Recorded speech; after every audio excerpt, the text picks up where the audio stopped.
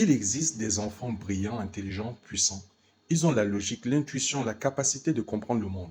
Et pourtant, leur vie reste petite, pas par manque de talent, mais à cause d'un lien invisible. J'ai accompagné en coaching une jeune femme avec un potentiel incroyable.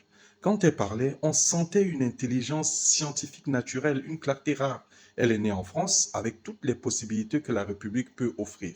Et pourtant, son parcours scolaire, sa situation professionnelle, sa vie ne reflétait absolument pas ce qu'elle était. Je l'ai connue avant de connaître ses parents. Et quand j'ai rencontré sa mère, j'ai compris. Une mère très protectrice, mais pas une protection qui élève, une protection qui enferme. Chez elle, les enfants devaient avoir le minimum pour vivre, le minimum pour travailler, le minimum pour toujours revenir à la maison. Il y avait une solidarité familiale, oui, mais imposée. Et surtout une peur profonde que l'ambition de ces enfants leur donne trop d'elle et qu'ils s'envolent trop loin d'elle. Résultat, des enfants majeurs, intelligents, avec un travail stable, mais incapables de partir, incapables de s'émanciper. Leur capacité intellectuelle et énergétique ne reflétait pas ce qu'ils sont réellement. Et le pire, c'est que cette femme a eu un enfant à son tour. Et sans en avoir conscience, elle risque de reproduire exactement le même schéma. Mais pas par méchanceté, mais par loyauté invisible. C'est comme ça que certains blocages se transmettent de génération en génération. C'est comme ça que parfois la pauvreté s'installe dans une famille.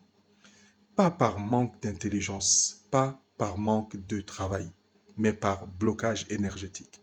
Ce que beaucoup de parents ignorent, c'est ceci. La pensée est une force, l'émotion est une énergie, et l'amour mêlé à la peur devient une prison invisible.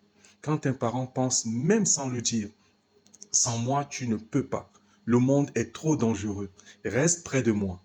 Cela crée un lien énergétique, pas une malédiction volontaire, mais une entrave. En ésotérisme, on appelle cela un lien astral parental. Il bloque sans violence, il bloque par amour conditionné. Et tu ne peux pas facilement le remettre en question parce que c'est ta mère, parce que c'est ton père. Parent, aimer un enfant, ce n'est pas le retenir. Ce n'est pas penser à sa place. Ce n'est pas bloquer son ambition pour te rassurer toi-même. Et toi, enfant, devenu adulte, si tu sens que ta vie est plus petite que ce que tu es, si quelque chose te retient sans raison rationnelle, sache une chose essentielle.